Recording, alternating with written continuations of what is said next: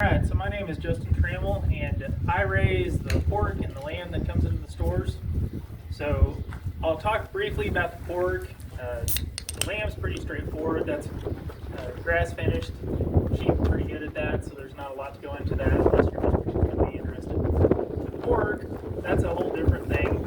Pork from the store, the main difference between that and something like I would raise or another producer would raise is that the pork that's mass produced basically never gets to see sunlight and it never gets to see the soil. So that's a pretty easy comparison to make with a person, right? If you were forced to be inside all day long and you never got to interact with the soil or the sun, you probably would not be overly healthy, correct? So that's really the easiest distinction between pastured pork and commercial pork. Now there's obviously a big difference in taste. If you've ever tasted that, a lot of your pastured pork as well is going to have more of a red meat to it, mostly because those animals are allowed to be outside and actually get to move around reasonably. You know, pork that's raised inside is only going to be in a little pen its entire life. So it doesn't ever get to use those muscles very much. So it creates an entirely different eating experience than otherwise. So that's the overall basis for pork. I think that's pretty self-explanatory, but before I jump into the food regulations, which is really the main meat of this, are there any questions about the pork or anything along those lines?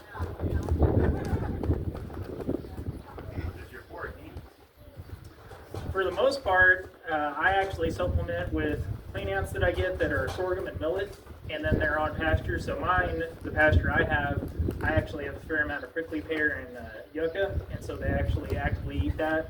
And also, if you get the right breeds of pigs, they actually can graze moderately well on forbs, not so much grass, but especially forbs like the pigweed or any of your agricultural weeds. They make really good use of bindweed. Pigs love bindweed, so yeah. Yeah. So you were talking about the different breeds. What kind of breeds do you raise? So mine at this point are actually what you would call a landrace breed, because I have gotten several different kinds and I've kept the ones that have worked really, really well. And so if you do that over a few generations, you end up with what is really called a landrace breed. So you can do that with any animal. You can do that with sheep, you can do that with hogs, chickens, cattle. Hogs are really easy because you might have 3 generations within a year, and out of those 3 generations, even the smaller hogs like I raise, so my main breed was Kunekune, but I've got American Guinea. I unfortunately have some potbelly influence that I didn't know that I was getting, but that's just one of those things. But you can see a big difference in the animals that I have. So if you were to go out to my place, I've got about 180, maybe 200 hogs out there right now, and there's a distinct difference between the ones that are doing really, really good and that I'm going to keep for breeding stock, and the other ones that are all going to be coals that are going to end up becoming meat for sure, but definitely not being kept to breed. So, but it doesn't take long if you're having 3 generations a year to really start to see some distinct differences between what you start with and what you end up with. The key with that is you have to be willing to put your animals in the type of environment that you're going to raise them in, and not really baby them. So that's a lot different than if you have the Coonies, and especially are notorious for being kept as pets. And so their genetic line has some really good genetics in it, but it's also got some really bad genetics in it, because whenever you keep something as a pet, you pamper it all the time. You know, you feed it stuff it probably shouldn't eat. It's not expected to be out on pasture with days like today where it might be 105, and then in the middle of the winter whenever it's -5 and we get snow and we get hail, and so it takes quite a bit of work, but it's definitely worth it, and it's the way that agriculture really used to be done all the time. Because if you think about all the homesteads and everything, homesteads or peasant villages or anything like that, all those animals, every time they would have been selected for which animals do best in this environment. So that's a long answer, but Yeah, I appreciate it. so cured versus uncured. Uncured is just the meat itself. So we don't really have the capacity capacity to cure anything in this facility. And so the bacon that we produce here is going to be the uncured pork belly.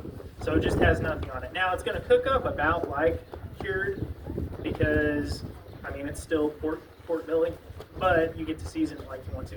Cured bacon is generally exposed to smoke, or now a lot of times it's artificial nitrates generally of some sort, whether it's liquid smoke or something else. We have done a little bit of smoking pork bellies here, and it does make really good bacon, but it is different than the commercial process. So that's really the difference, and there's all sorts of other ways you can cure it, but that's the main difference. All right, well, I'll jump into really the food regulatory stuff, and then I believe at the end of this we're going to have a Q&A, and of course you're always welcome to come up and find me. One of the big things that affects every food producer here and everybody that eats food are your food regulations, or the laws surrounding how your food can and can't be produced, how it can and can't be processed, and how it can and can't be sold. So I have worked since, let's see, I guess about 2019 with an organization called the Farm and Ranch Freedom Alliance. So we are based down in Austin, and we actually are primarily, we're a 504 or 50C4. So we're a nonprofit, but we're a lobbying nonprofit.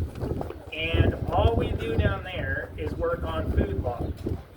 So how many of y'all have bought from, say, Teresa or anybody else at the markets, canned goods, baked bread, any of that? Probably most of y'all here. Generally, this is probably not attracting people that aren't buying that kind of stuff. But all of what's going on with that is under what's called the cottage food law. The Farm and Ranch Freedom Alliance, or FARFA, has worked on the cottage food law since it came around in 2012.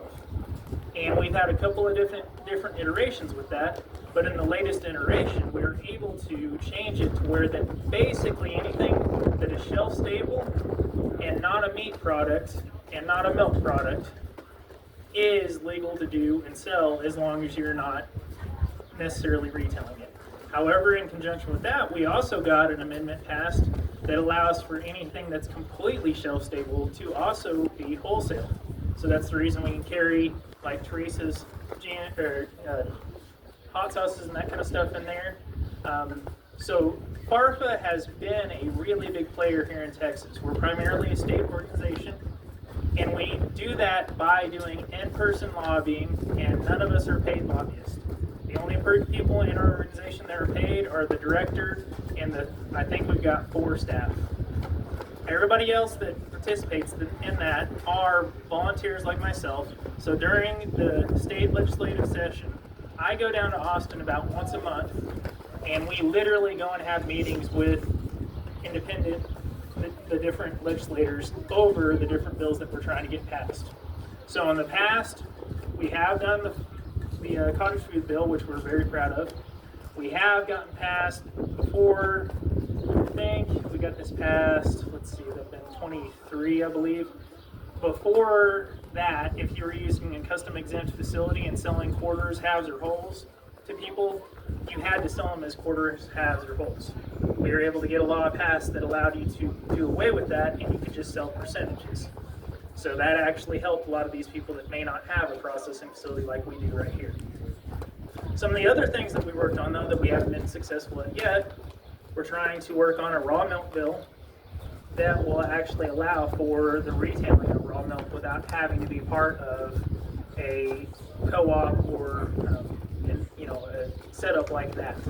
Now that's been hard because most of what we run into is actually misconceptions around what this food is, like raw milk. A lot of those legislators that have never, for lack of better words, touched grass, think that a lot of your raw milk is dangerous, or it has pus, or blood, or mucus in it. And it doesn't take long if you're talking to these people to figure out, okay, that's what they think. And it's very easy to then go, oh, actually, no, that's not the case. There's, for one, if you're being a good steward of your animals, you're not going to have that. But 2, there's other regulations around that. There's other safety protocols. So there's a lot of what we do there is education. And then a lot of what we end up fighting too is that many of your food laws and your food regs, they are made for mass commercial systems. They are not made for small farms or small operations that deal face to face with people. Because a regulation like, let's see, what's a good one? Well, for example, meat processing. That's a good example because we're standing right in front of our facility.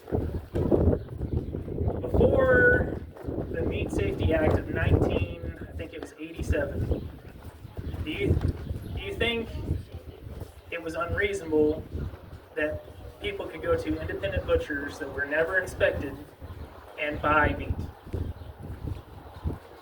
Probably not, right? Because the main thing with that is that all of those butchers were small town butcheries, and you knew the person. So if they did a bad job cutting, or if they were putting out meat that was rotten, it didn't take you very long to go down there and be like, hey, what is this crap?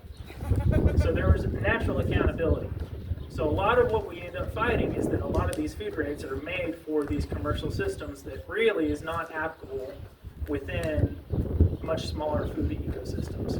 And then whenever it's made for that, it's also made for scale. So if you can't get up to the scale, then you actually, as a small producer, often can't participate in that.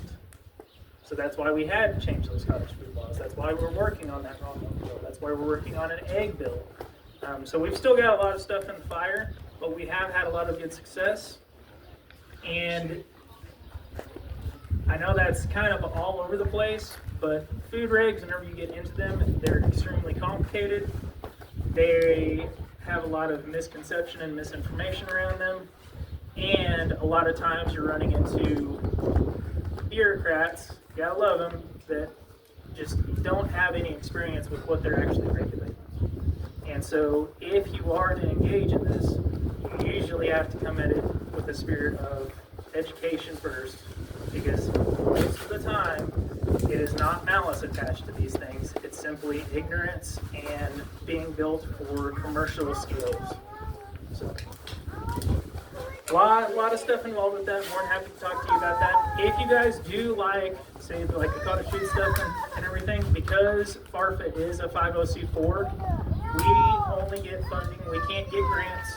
We can only get funding from our members. So it costs $5 a month to be a member of FARFA, and you can be a member whether you're a producer or just a customer.